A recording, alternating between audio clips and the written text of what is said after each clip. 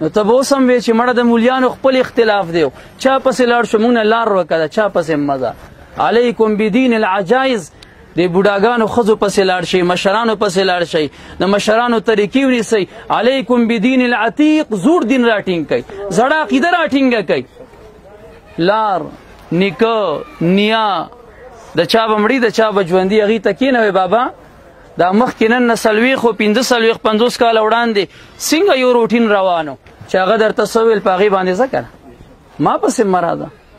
خو زه خو ما خو پېژنئ که نه زه د چا زوی یم پلار مې د چا زوی و زما نیکه دا خبرې کړي دي پلار مې کړي زه یې کوم ستاسو پلارانو ستاسو نیکونه زه پېژنم او تاسو مونږ پېژنئ که مونږ د پلار د نیکه لاره نه خلاف روان شوي یو خو وایي راته یو کس که نه خو دغه د پلار د نیکه لارې راټینګې کوي دا زړې طریقې راټینګې کوي که د چا پلار چرسي و مزه ورپسې چرسو کې که د چا پلار بوت ته سجده لګولې مزه ورپسې بد یې کړي هغه هم بد کړي ته هم بد کې خو که د چا پلار دعا کړي دعا خو عبادت دی او که دعا کې ورپسې لاړ شه که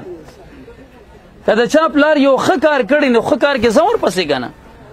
بد کار کې مشرکانو ویل چې ما الفینا بل نتبعو ما الفینا علیه آباءنا مونږ به د پلارانو د نیکونو لارو پسې روان یو نو پلار و نیکه خو یې د ځان نه حلال څاروي حرامول بوتانو ته الهه ویل نو خدای ورته وی چې اولو کان آباؤهم لا یعقلون شیئا ولا یهتدون آیا دوی به پلار و نیکه پسې ځي اگر چې پلار و نیکه نه په هدایت ونه پوهېدل نو د دې مفهوم مخالف دا دی چې د چا پلار او نیکه پوهېږي او هدایت یافته یې هغه پسې دې لاړ شي خیر دی خو چې کمقل یو ګمرۍ مشرکي هندوی هغه پسې مه ځه که نه زمونږ پلاران نیکونه نه هندوان و نه کمقل والحمدلله مسلمانانو صادقانو رښتوني خلکو غیرتي خلکو حیادار خلکو مونږ د هغې په لاره روان یو که نه د الله پیغمبر یوسف علیه السلام څه وایي واتبعت ملت آبائی ما د پلارانو د لارې تابعداري کړې ده که پلار نیکه پسې تګ ناروا وی قرآن کریم سورت یوسف 14 سپاره راواړوه هغه وی زه پلار و نیکه پسې روان یم یعقوب علیه السلام د وفات وخت کې بچو ته څه وی ما تعبدون من بعدي چې وفات شم زما د وفات نه بعد به د چا عبادت کوئ یو زامن دی یو ورکې د الله پیغمبر یوسف علیه السلام هم ناست دی هغه ورته وایي نعبد الهک و اله آبایک ستا په لاره به روان یو که نه ته زمونږ پلار چې تا د کوم اله عبادت کړی خو د هغې اله عبادت به در سره کوو که نه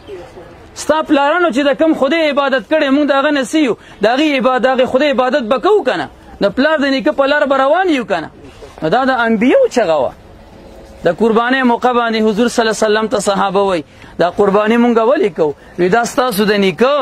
د ابراهیم علیه السلام طریقه ده که نه د نیکه په لاره روان یو که نه وی دې کې ثواب څه دی وی د چیلیو د ګډو د اوښ د هر پشم د هر ویښته بدل کې یوه نیکي او یوه مرتبه او درجه لیکلی کېږي ګناهونه رجیږي